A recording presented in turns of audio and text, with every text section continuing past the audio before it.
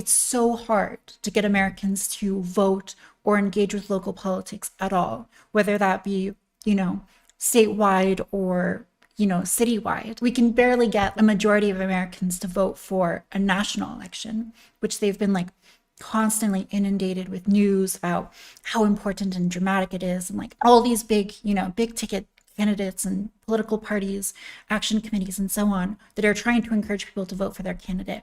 And we're still, you know, a massive number of Americans are not voting. So I think sometimes when you talk about like democracy and the need for like people to have a voice, I see that most people don't seem like interested in exercising that power even when they have it, even when they could have a huge impact. Most people are, you know, willing to just let whoever deal with it and, you know, handle the consequences, even if they're not the best for them.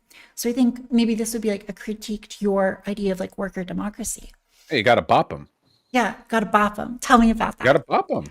You have to bop them. The average, peasant wasn't interested in or capable of participating in democracy back before, we enabled that process. People have to be educated for democracy. If you were to, like, I mean, imagine, for example, you were to take like a 10, 20,000, 14th century French peasants and bring them into modern day France. Obviously, they would need to catch up on quite a lot, but I don't think they would be able to be very good citizens.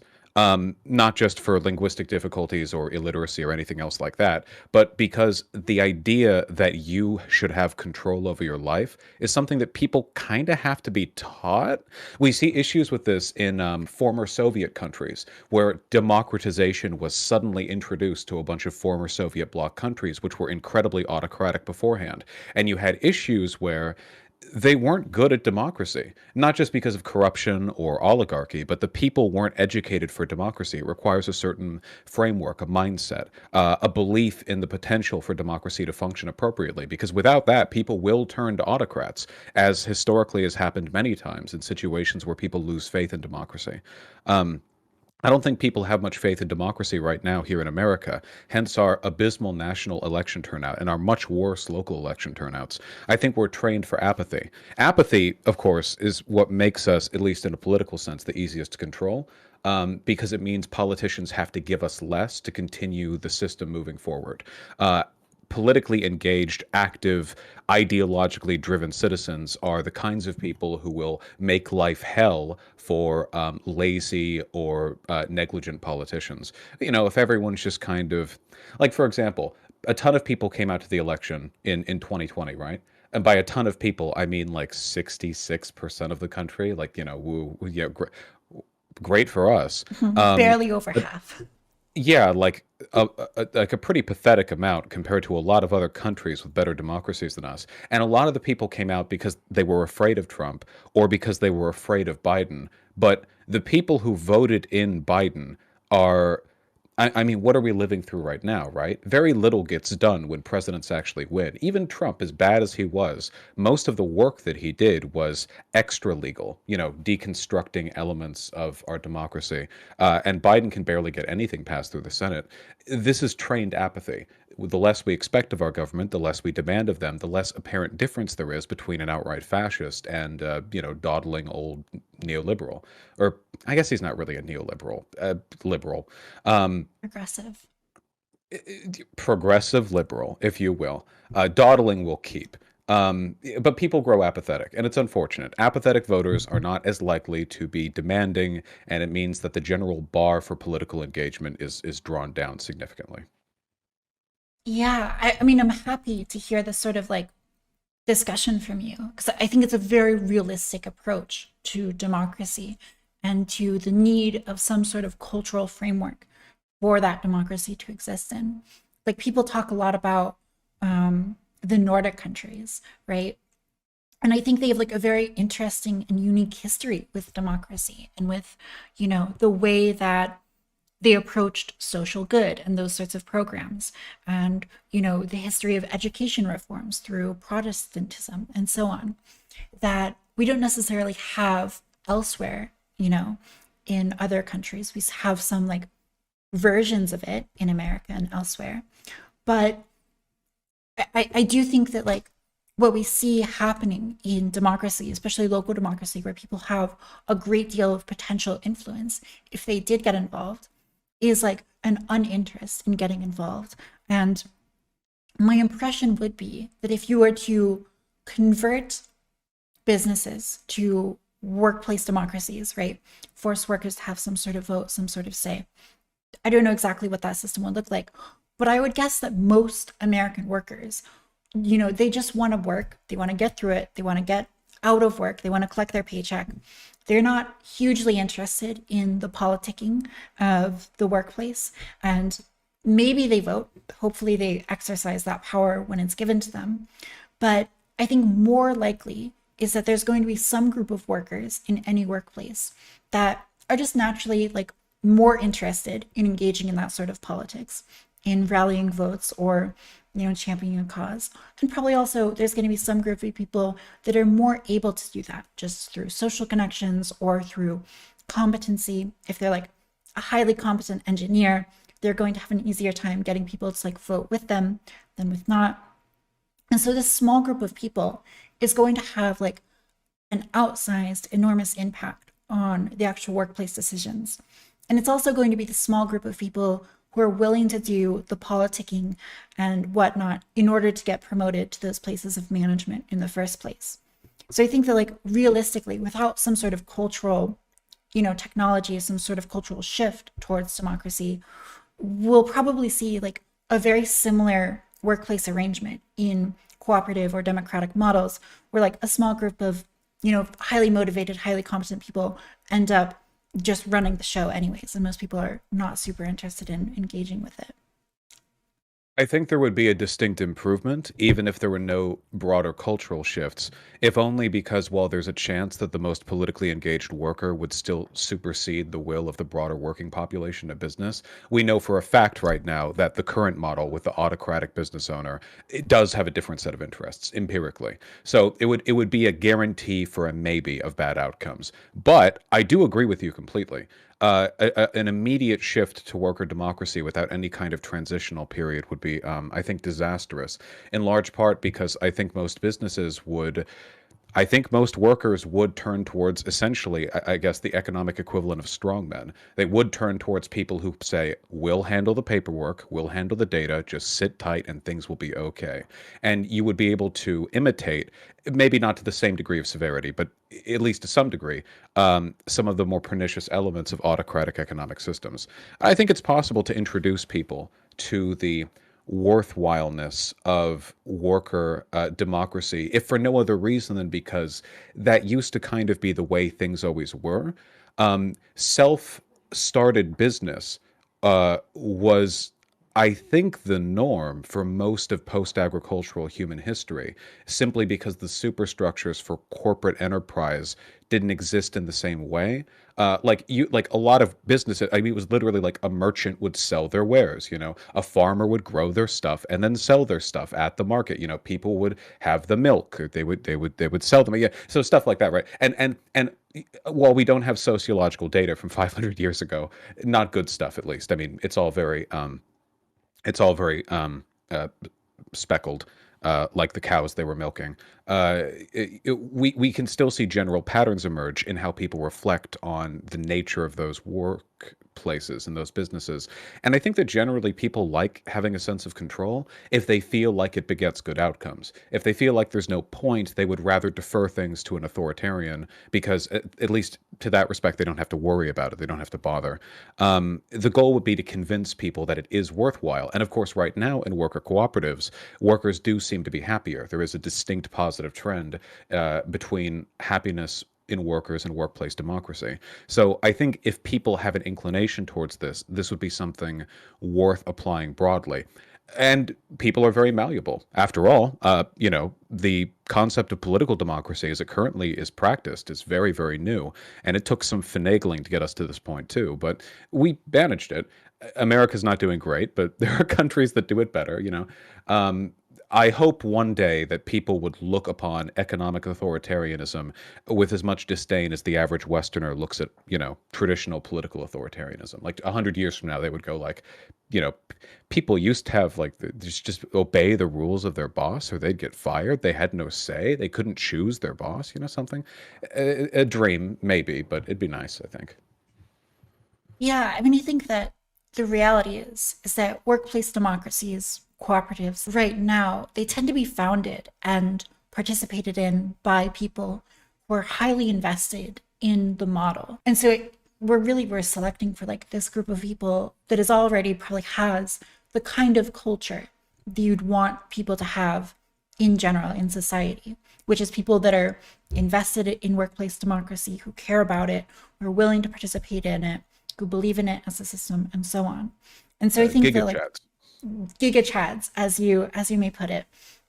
And so when we talk about forcing like workplace democracy, I really think that this is an idea that like can work, but the only way that it can work is if it starts from like the culture up. And that's when I think you'll see maybe the benefits that you see sometimes in studies where like these are small sectors of the economy, small firms typically, that are made up of highly motivated, invested individuals who are engaged with the process and want to participate in it. And those people tend to benefit from workplace co-ops in a way that I think there isn't.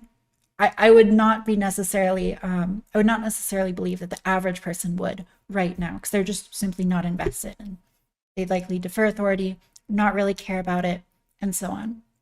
And so I think that like if you can acknowledge that there needs to be this like cultural shift, but really like the cultural technology and like the willingness to engage in a kind of workplace organization, I would say is like maybe the key ingredient here for making these things work.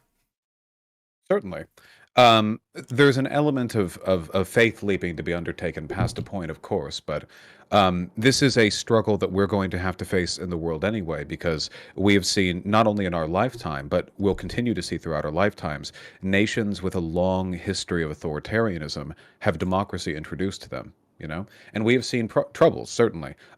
Iraq and Afghanistan, I think, would be clear evidence of a number of problems, not just with the predisposition of the citizenry, but also with how difficult it can be to have a well-established, political system just thrust upon a group of people with no pre-existing civil society and essentially no like meaningful connection between the people and the leaders we chose for them. But we see this issue crop up.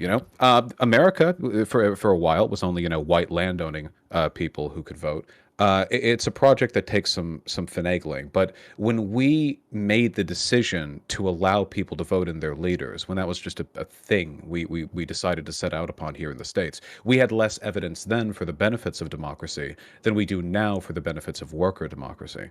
Of course, they didn't have proper sociological study back then, so maybe it's not the fairest comparison. Maybe there would have been, Poindexters and eggheads crunching the numbers beforehand. But it is, at the end of the day, an ideological predisposition. How much do you value freedom, democracy, free association? Right now, the data trends positive. So all I say right now, prescriptively, is that we should do what we can to make these ideas more popular. And I'd say that as enthusiastically as I would encourage people to engage in local democratic systems at the city and state level, because at the end of the day, that's what we're doing anyway. Your local business is a local political institution. And by making an effort to more thoroughly engage with that, to look into ways by which they can exercise their power over that, they're, I think, doing the same basic thing as attending a PTA meeting or a town hall, what have you. They're educating themselves for democracy, becoming a good citizen. And the hope would be that you could build something off of that, not just advocacy for these systems, but an ability to participate in them should they come about. Yeah. I think there's a place you might like because it has incredible public housing, great public transport, cars are very expensive, and great public healthcare options. And it's Singapore, and it's highly autocratic, and it's not very democratic at all. But the culture is such that there is an understanding about what kind of people need to be promoted within the government organizations and removed depending on what kind of outcomes they can create for people. And there's a broader culture of like understanding what this system means and how to hold people accountable within it that I think makes it effective in the way that like a culture can make a democratic organization effective or ineffective. And so when we talk about these like political systems, I really think that like so much of it has to do with the interplay between the system and the culture and the society surrounding it in regards to whether or not it works in the way that you'd want it to work or not. So maybe something um, to think about. Oh, no, I agree entirely. In either case, the prescriptions would be the same from my perspective, right? All the data trends positive now, so, or at the very least, we haven't seen any evidence of problems with people who don't want to be a part of worker democracy getting thrust into it and thus having a worse time than they would have under traditional economic systems. So, in the absence of any negative outcomes and in the presence of positive ones, I think it's okay to continue pushing for this prescriptively. Anyway, while I hope one day for a complete abolition of autocratic economic systems, it's not a power that I have. It's not a power that even the president has. So it's more of an an ideological goal that I've taped to the moon. And in the meantime, anything we do to move towards that makes me happy. That's interesting. I mean, just to go back to something you said earlier, you talked about these like large companies and their negative incentive structures. And I think there's like incentive structures for how they treat people working in the company for sure. But there are negative incentive structures for like the kind of things they produce. So I think we look at like a lot of tech and media companies that are highly invested in keeping people like on their websites as long as possible, clicking through content, consuming content, even if it's maybe like to the detriment of their mental health or prevents them from, going out in the real world and engaging and socializing and building these like local communities. There's, I mean, in some sense, I think that like the ideal business model for like short-term plunder of the economy is the opium den. And the closer that organizations can get to recreating opium dens, they'll try to do that. And we see that everywhere. I mean, like there is like this discourse on like SNAP and EBT benefits a little bit ago. And I think that like to some extent, a lot of these fast food um, companies are companies that like are trying to sell people, get them hooked on like incredibly addictive food that is ultimately damaging to like people's life in general. And so there's like I think a schism where like some people are very aware of this like tendency for fast food companies to, create products that are damaging to, society in general. And people want to like get rid of that and are willing to like go to great lengths in order to curb that, even if it's like maybe not the best policy. I'm talking about like banning the access to this sort of fast food when maybe a better policy would be like taxing sugars. But yeah, I mean, I think that all over we see these negative incentive structures that are baked into the way the companies do business, and we've really got to address those. Oh yeah, for sure. Worker democracy wouldn't solve that either. There might be some adjacent overlapping benefits that you would get because there would necessarily be more of a local connection to the decisions that a business makes because those decisions are coming from the workers who have to live there. But I think it would be marginal. This would be more of a decommodification issue or abolition of the commodity form if you feel particularly Marxist that day. But no, I agree. Market economies are always necessarily going to be geared towards the maximization of profit, and sometimes there are negative externalities to that. There can be positives, right? I mean, if you have like a luxury-oriented economies, stuff that people don't need, but they might want. I think that the systems within a market are reasonably good at allocating resources and determining who can actually get it, supply, demand, what have you. But well, I mean, what you're talking about at its core, right? It's corn syrup. We made all of our food, not necessarily tastier, but a little bit more. streamlined production wise, and everyone just balloons. Just everyone gets just instantly fat. They hit the world with the fat cannon as soon as they realized they could do that. Of course, there are many social consequences to this, from the medical repercussions to people's general happiness. But yeah, it's the eulogizing of the free market. The people who think that it can do no wrong are very often unwilling to acknowledge these externalities, their existence at all. You could solve this, I mean, even within a liberal framework with proper regulations, but there's a Mhm. strong incentive not to, of course, because our government is, people say it's conspiratorial to say controlled. Maybe that's simplistic. Heavily influenced by corporate, incentives. I mean, they have And massive subsidies to like corn oh farming yeah, in the United States. and if you were a politician too, if you're like a senator from Wyoming, and there are like businesses that have plants in Wyoming that employ tens of thousands of people, Hmm. and it all, like, it's not illegal for the people who run those plants to say like, hey, if you're not going to play ball, we can move elsewhere. That's not against the law. That's their free, that's their, they can do that, and that's a very strong incentive. It's just power. Corporations have a lot of power. Anyone with power will have the ability to circumnavigate other systems of power, including democracy.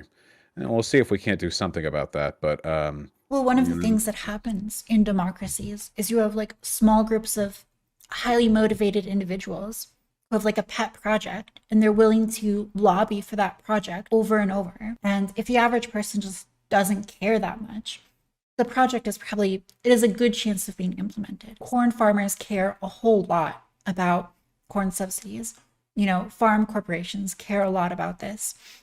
A lot of corporate interests care a lot about this, and they're willing to really highly lobby for their point in government. And because the average person in California is not thinking about corn subsidies, it's not on their agenda. Or maybe California is a bad example. I don't know.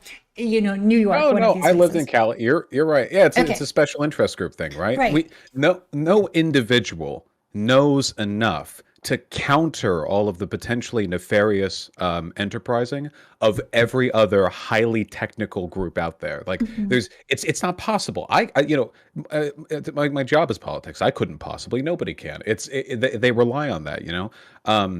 And they slip bills through, and nobody knows what's going on. It seems innocuous, and then later there are massive downstream consequences.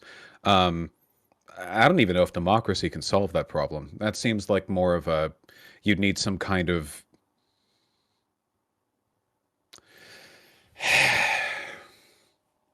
that you would have to find, you know there would have to be some kind of adjacent way of properly educating people, or of having some kind of outside check where people can be alerted whenever something potentially nefarious could be getting through that's too complicated for the average person to understand. Something adjacent to a technocracy but without decision-making capabilities. Like maybe the government would have like independent panels of scientists, doctors, nutritionists, what have you. And if there's a law that's going through and they're like, hey, this is important, look at this. I don't know. Um, I don't know if there's an easy solution to that. The special interest stuff is just I think that's a great start. I mean, like another great start would just be transparency, right? Like making sure that the average American knows how these bills are being like funded and how politicians are being influenced by money. I think a lot of Americans are, they've drank their own Kool-Aid when it comes to democracy, and they believe they exist in this like perfect little idyllic world where whatever the will of the people is like implemented, and it's not true at all. And understanding how special interest groups and powerful economic actors influence legislation would be like a good start to maybe allowing these people to put pressure on the right parts of society in order to, you know, change what gets pushed through, or, hold the right people accountable for pushing through bills that are maybe not to the interest of everyone.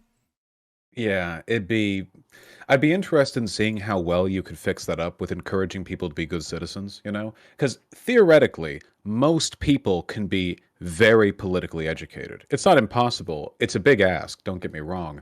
Um, but it's not impossible, especially if they only really have to pay attention whenever referendums are coming through or every 2 years for an election cycle. I feel like you could educate them to a reasonable degree, but bills are so complicated. They're hundreds and hundreds of pages sometimes. They have so many little earmarked bits. Sometimes the people who sign them off don't even know what's in them. So I don't know.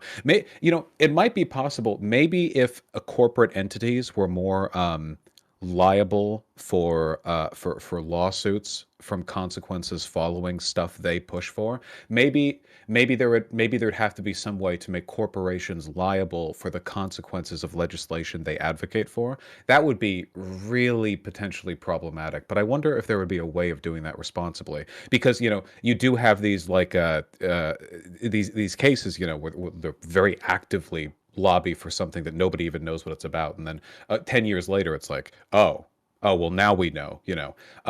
The military industrial complex, for example, knows quite a bit about what America is doing and planning. They have to, because the contracts they receive from our government kind of entail information about what we'll be doing.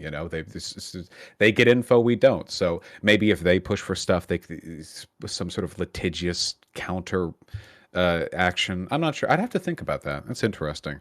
That would probably be pretty bad, though, if corporations could be sued just for having their names alongside a bill. I'd have to think about that, because you don't want to sue politicians for what they support. If you're suing people for the political positions they have, then that's like a huge free speech issue. Um, yeah. Something for the policy wonks to consider. I am also Yeah, not sure of like what the policy would look like that would best implement, the kind of desires that we want without negative stuff. yeah, that's a tough one. That's beyond my pay grade. I'll have to leave that to. I'm sure there's somebody in chat with a degree and with PhD in political science who has thoughts on the issue. Right, who knows exactly how to manage this. I mean, I gotta say, Vash, seems like we agree on a lot here so far. Yeah, I'm glad we're both gender abolitionist, libertarian socialists. Since we covered all the bases, I can only assume I'm filling in the gaps a little bit, Mm. but arm in arm. I would Um, definitely not say that I'm a gender abolitionist. it's okay. I forgive you. Out of curiosity, though, why not?